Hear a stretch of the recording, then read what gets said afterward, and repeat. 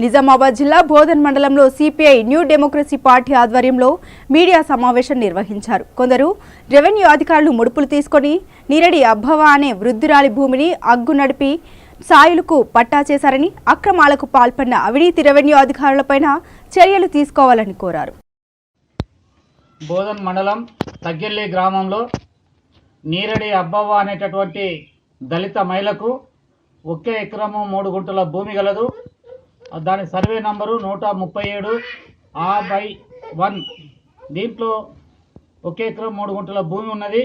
అట్టి భూమిని కేసీఆర్ ప్రభుత్వం కొత్తగా వచ్చిన తర్వాత కొత్త పాస్బుక్లు ఏవైతే ఇస్తున్నారో అట్టి పాస్బుక్లు ఇవ్వాలని చెప్పి అప్పటి నుండి ఇప్పటి వరకు కూడా తిరుగుతున్నదామే. అయినప్పటికీ రెవెన్యూ డిపార్ట్మెంటు అధికారులు అదేవిధంగా ఇక్కడ ఆఫీసులో కూడా ఆ పని పూర్తి చేయకుండా చాలా రోజుల సంది ఆమెను వేధిస్తున్నారు, ఇవ్వట్లేదు. అయితే ఈ విషయంలో నిన్న ఆర్టీఓ గారికి వచ్చి ఆమె మొరబెట్టుకోవడం జరిగింది. అయ్యా, నాకు ఇట్లా అన్యాయం చేసిర్రు, నాకు మీరు న్యాయం చేయండి, నా భూమి నాకు పట్టా ఇప్పియండి అని చెప్పి ఆమె మొరబెట్టుకుంటే ఆర్టీఓ గారు కూడా నిన్న తప్పుడు సమాచారం ఇస్తూ అధికారులని లంచాలు తీసుకున్నటువంటి రెవెన్యూ అధికారులని రక్షించేటటువంటి ప్రయత్నం చేస్తూ ఆర్టీఓ గారు కూడా ఒక ప్రకటన చేస్తున్నారు. దీన్ని మేము తీవ్రంగా ఖండిస్తున్నాం. ఎందుకంటే ఆ భూమిని మీరు అమ్ముకున్నారు, కబ్జాలో లేరు, మరి నువ్వు లేనప్పుడు వేరే వాళ్ళకి ఇస్తాం కదా అని చెప్పి మాట్లాడుతున్నాడు. అయ్యా, ఆయనకు మేము ఒకటే మాట్లాడుతున్నాం, పట్టా వేరే వాళ్ళకి ఎట్లా చేసిరు మీరు? వేరే వాళ్ళకంటే ఆయన అమ్ముకుంటే, అలా భర్త అమ్ముకుంటే 2013లో ఆయన చనిపోయిండు. 2015లో ఆయన బతుకుండంగా అమ్మితే 2015లో ఆమె పేరు మీద పట్టా ఎట్లయిందని చెప్పి మేము అడుగుతున్నాం.